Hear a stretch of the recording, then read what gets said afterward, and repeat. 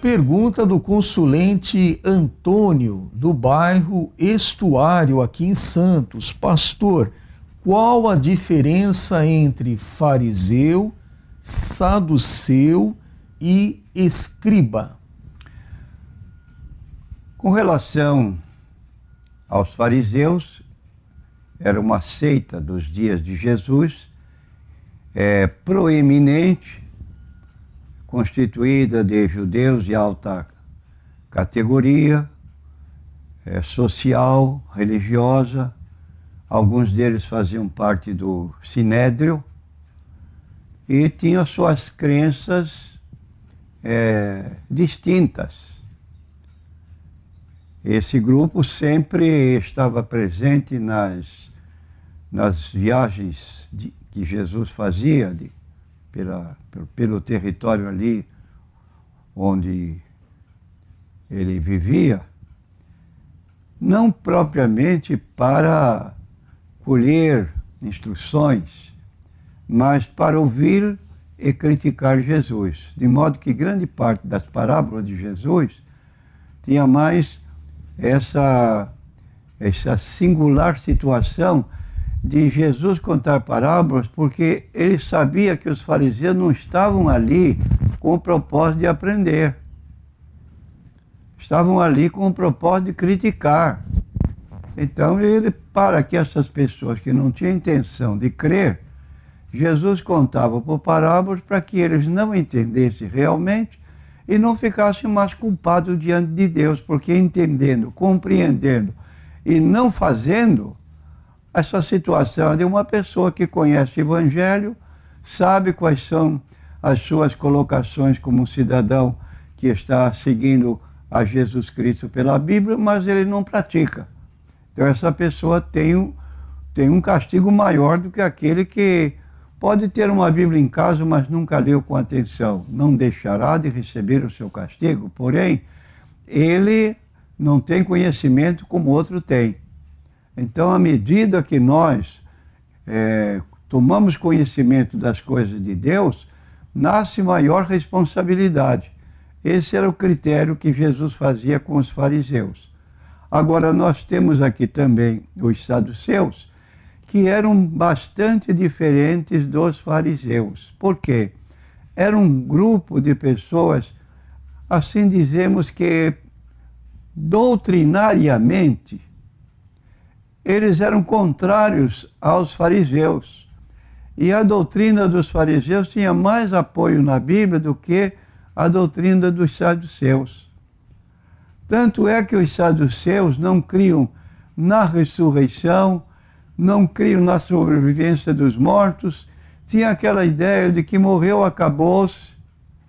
Então era um tipo assim, desligado das coisas do além, e viviam mais na praticidade da vida presente. De modo que essa era a diferença. O apóstolo Paulo foi julgado, certa ocasião, e ele sabia que o auditório dele que estava presenciando era constituído na sua maioria de fariseus.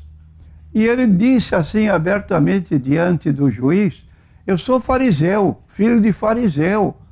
Quer dizer, doutrinariamente o apóstolo Paulo era do conceito doutrinário dos fariseus.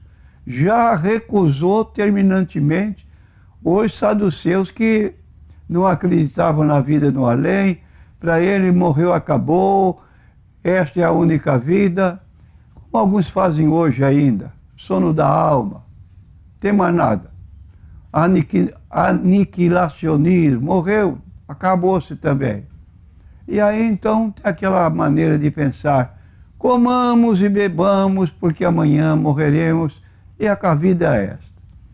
Agora, quanto à posição de escribas, eles eram funcionários religiosos que estavam numa incumbência de reparar erros de livros religiosos publicados na ocasião, e tinham seus líderes. Então eram pessoas que estudavam particularmente os livros religiosos, os livros principalmente do Antigo Testamento, eles que faziam a correção, mas eles tinham religiões diversas, quer dizer, podiam ser tanto fariseus como saduceus, porque escriba não é uma religião, não é uma seita. Escriba é um trabalho que a pessoa tem que realizar numa determinada situação. A próxima pergunta, também do consulente Antônio, ele pergunta aqui ao pastor sobre a Igreja Renascer, se ela é uma seita. A Igreja Renascer tem como líder lá o apóstolo Estevão e a sua esposa, a bispa Sônia. Pelo menos, pastor, eles apareceram na revista Forbes entre os 5 pastores mais ricos do Brasil, pastor. Bom, quanto à Igreja Renascer, que é a pergunta, eu quero dizer que não podemos considerar a Igreja Renascer como uma seita. O que nós localizamos acerca da Igreja Renascer, que é uma igreja neopentecostal. Recentemente, quer dizer, em comparação com as chamadas igrejas pentecostais, é uma igreja recém-criada ou fundada, de modo que tem certos exageros na celebração de atos na igreja que não estão bem dentro do padrão bíblico. Como eu disse a respeito do assunto já há dias passados, quando o apóstolo Paulo, doutrinando a igreja de Corinto, ele deu um padrão de como se deve atuar uma igreja pentecostal, enquanto que outras não seguem a linha traçada pelo apóstolo. Então, o apóstolo Paulo dá esse pormenor de equilíbrio, e ele termina a sua carta usando de sua autoridade ministerial. Se não houver intérprete para uma pessoa que está na igreja, às vezes, falando de modo alto, línguas estranhas, profetizando, saindo assim de uma posição normal, 10, 15, 20 pessoas, todas ao mesmo tempo falando línguas estranhas, entra uma pessoa indouta, ou seja, que não tem familiaridade com o acontecimento, pergunta, mas não estão loucos? Então aí Paulo declara, faça-se tudo com decência e com ordem. E quando surgirem no meio da igreja profetas, falem 2 ou 3 e os outros julguem, e cada um por sua vez, não 2, 3 em seguida, cada um falando coisas diferentes. É o que o apóstolo Paulo transmite aqui nesse capítulo 14, e eu não conheço bem a Igreja Renascer, mas situo neste campo do neopentecostalismo em situações que também são afeitas aos grupos neopentecostais na sua forma de se distinguir das igrejas realmente pentecostais. Bom, muito bem. O Antônio ainda pergunta para o pastor sobre o grupo Logos, um grupo de louvor, o que o pastor tem a falar a respeito. Essa palavra Logos significa palavra viva, pastor. O senhor já tinha conhecido, já tinha ouvido falar desse grupo, pastor? Não conheço o grupo Logos. Quero fazer apenas uma declaração de ressalva. Se este grupo é ligado a qualquer igreja evangélica, que se convide este grupo, não estou emitindo opinião sobre se toca bem, se toca mal. Estou emitindo uma opinião ligada à doutrina da igreja, que é principal. Se o grupo é pertencente a uma igreja pentecostal ou uma igreja tradicional que vai cantar na igreja tradicional pentecostal, até aí não tem nada de entrave. Agora, se trouxer novidades de fora, ritmo, forma de cantar, dando uma conotação como se fosse um programa de TV, para realçar-se, para notabilizar-se, aí, meu prezado irmão pastor, aí você deve recuar, porque culto a Deus, a liturgia a Deus não pode ser alterada por qualquer programação que seja tida num caráter mais de atração do que propriamente de louvor e de adoração. Então não estou fazendo juízo sobre Logos porque não conheço, nunca ouvi. Talvez, posso ter ouvido, mas não sabia do que se tratava este conjunto que canta nas igrejas. Agora, se for ligado, repito, a qualquer entidade de caráter sectário, não convide, porque a igreja vai ser contaminada. A próxima pergunta é do consulente Rafael. Ele pergunta ao pastor se a consagração de pastoras tem respaldo bíblico. Eu tenho respondido muito esta pergunta e vou repetir o que está aqui na Bíblia nesse particular. E isso é uma questão do pastor da igreja. Veja bem, questão pessoal, porque bíblica não. Então o apóstolo Paulo fala em 1 Timóteo, capítulo 2, sobre essa situação, sim ou não, uma pessoa do sexo feminino agir ou ter uma colocação como pastora. A mulher aprende em silêncio, com toda a sujeição. 1 Timóteo, capítulo 2, versículo 11. Não permito que a mulher ensine nem use de autoridade sobre o marido, mas que esteja em silêncio.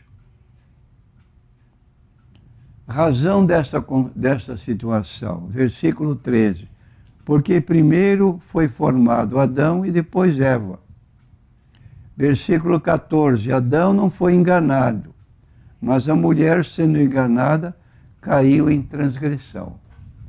Agora, no capítulo 3 de 1 Timóteo, tem as colocações de um líder na igreja. O apóstolo Paulo poderia definir se fosse homem ou mulher. Então ele diz assim, no capítulo 3, seguindo o raciocínio do capítulo 2. Esta é uma palavra fiel e se alguém deseja o episcopado, ou seja, quer ocupar um cargo de direção na igreja, excelente obra deseja. Convém, pois, que o bispo seja irrepreensível, marido de uma mulher. Aqui está dizendo o sexo que deve presidir a igreja. Marido de uma mulher, vigilante, sóbrio, honesto, hospitaleiro, apto para ensinar, não dado ao vinho, não espancador, não cobiçoso de torpe ganância, mas moderado, não contencioso, não avarento, que governe bem a sua própria casa, tendo seus filhos em sujeição com toda modéstia. Agora, se nós formos para o capítulo 5 da carta de Paulo aos Efésios, ele começa a colocar lá a partir do versículo 16 e começa a colocar a posição da mulher e a posição do homem. O homem chefe de família. A mulher esteja submissa ao seu marido. Não é uma escrava, não é uma empregada, é uma igual. Mas a direção da casa está sob a autoridade do marido. Logo, se isso parte do próprio lar, como se vê na Igreja de Deus? Então, é a posição que nós aqui entendemos à luz da Bíblia Sagrada. Pergunta da consulente Ilka. Ela visitou uma igreja evangélica e disse que o pregador sapateava o tempo todo e falava somente em línguas estranhas, a maior parte da mensagem. Ela disse que não conseguiu entender a palavra porque, afinal, ele pouco falou o português, pastor. Aí está o exagero. Parece que os líderes das igrejas pentecostais nunca leram 1 Coríntios capítulo 14, do primeiro versículo até o último. Lá Paulo precisa declarar a sua autoridade para poder ser recebido nessas igrejas, já naqueles dias. E isso está impróprio. O pregador só falava em língua estranha. O que é que Paulo diz em 1 Coríntios?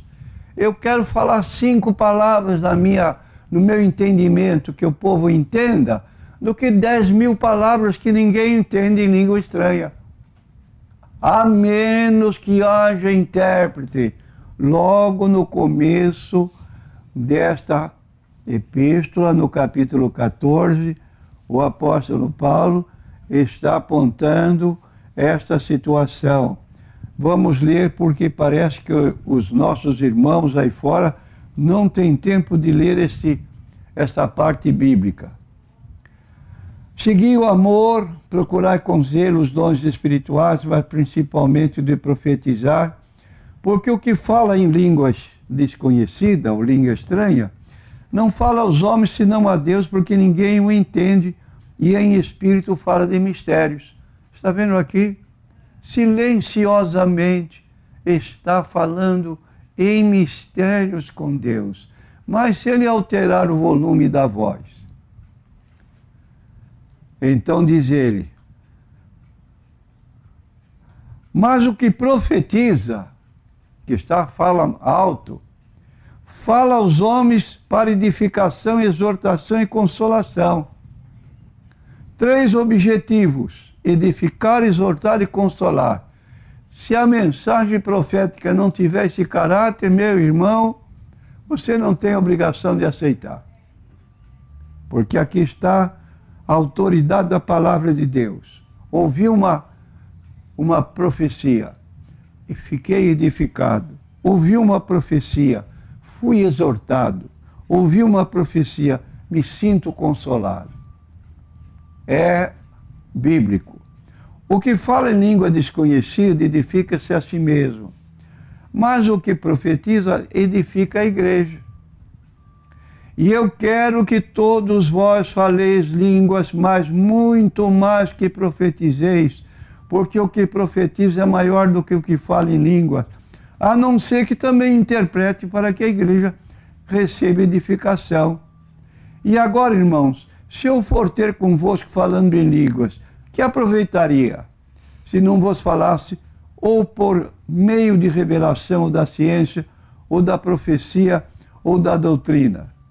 Da mesma sorte, se as coisas inanimadas que fazem som, seja a flauta, seja a cítara, não formarem sons distintos, como se reconhecerá o que se toca com a flauta ou com a cítara? Porque se a trombeta der sonido incerto, quem se preparará para a batalha? Assim também vós, se com a língua não pronunciardes palavras bem inteligíveis, como se entenderá o que se diz? Porque estareis como que falando ao ar. Olha o problema. Fui na igreja onde pregava o pregador, só falava em línguas. O que é que esse povo escutou? ouviu e entendeu desse pregador. Então, diz o texto aqui, se a trombeta der sonido incerto, quem se preparará para a batalha? Assim também vós, se com a língua não pronunciardes palavras bem inteligíveis, como se entenderá o que se diz? Porque estareis falando no ar. E é real isso. Há, por exemplo, tanta espécie de vozes no mundo, e nenhuma delas é sem significação. Mas se eu ignorar o sentido da voz, serei bárbaro para aquele a quem eu falo, e o que fala será bárbaro para mim. Assim também vós, como desejais dons espirituais, procurar abundar neles para a edificação da igreja. Por isso, o que fala em língua desconhecida, ore para que a possa interpretar. Porque se eu orar em língua desconhecida, o meu espírito ora bem, mas o meu entendimento fica sem fruto. Que farei, pois? Orarei com o espírito, mas também orarei com o entendimento. Cantarei com o espírito, mas também cantarei com o entendimento. De outra maneira, se tu me disseres com o espírito, como dirá o que ocupa o lugar do indulto o amém, sobre a tua ação de graças, visto que não sabe o que dizes? Então aqui está, irmão. Todavia, veja só o que diz Paulo, eu dou graças ao meu Deus porque falo mais língua do que todos vós. Todavia, eu antes quero falar na igreja 5 palavras da minha própria inteligência do que possa também instruir os outros, para que possa também instruir os outros, do que 10.000 palavras em língua desconhecida. Irmãos, não sejais meninos no entendimento, mas sede meninos na malícia e adultos no entendimento. Aqui está o ensino bem claro do apóstolo Paulo. A próxima pergunta é do consulente João Paulo. Eu acredito que essa resposta última dada pelo pastor já satisfaça o nosso consulente com relação a ele ter ouvido que os neopentecostais dizem que não é necessário falar em línguas estranhas e dizer também que o próprio Senhor Jesus não falou. Então vamos avançar para a segunda pergunta aqui do consulente João Paulo. Ele fala sobre uma pessoa, um crente que se desvia dos caminhos do Senhor. Pastor, isso significa que essa pessoa não tinha sido liberta ou que simplesmente ela não vigiou e acabou caindo da fé, pastor? Eu quero dizer que essa pessoa,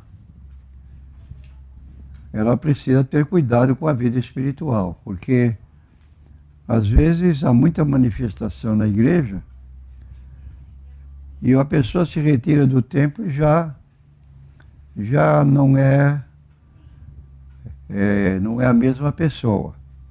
Então, existem alguns neopentecostais que questionam o falar em línguas.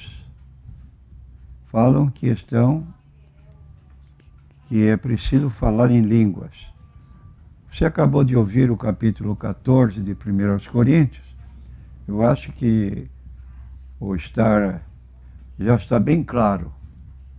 Eles falam que não precisamos falar em línguas porque Jesus nunca falou. É o que nós dissemos aí. A pessoa que se desvia ou que se afasta é porque nunca foi liberta, porque a palavra diz que aquele que está em pé, cuidado, não caia. Eu quero dizer ao nosso consulente que isso aqui não se aplica. Existem pessoas que elas estão na mesma condição que Paulo menciona em 1 Timóteo 4:1, apostatam da fé. E há pessoas, como disse Paulo também, em Gálatas capítulo 6, se alguém for surpreendido numa ofensa, num erro, num pecado, vós que sois espirituais, encaminhai o tal com espírito de mansidão, olhando por ti mesmo. Então aí é um lado de misericórdia. Se a pessoa se desvia ou que se afasta porque nunca foi liberta, não podemos julgar assim. É uma situação que devemos analisar com cuidado. Agora, na verdade, a Bíblia diz, aquele que está em pé, cuidado. Por isso que precisamos ajudar pessoas que, às vezes, por um deslize, qualquer situação que ocorreu, começa a faltar à igreja. Vamos visitá-la, vamos dar um apoio. Qual é o problema? Posso ajudá-lo? Esse é o dever que nós temos. E não é dever de pastor só. O texto bíblico de Gálatas 6 diz assim, aquele que for espiritual, que faça isso, que vá visitar, que vá aconselhar, levantar o ânimo desse irmão.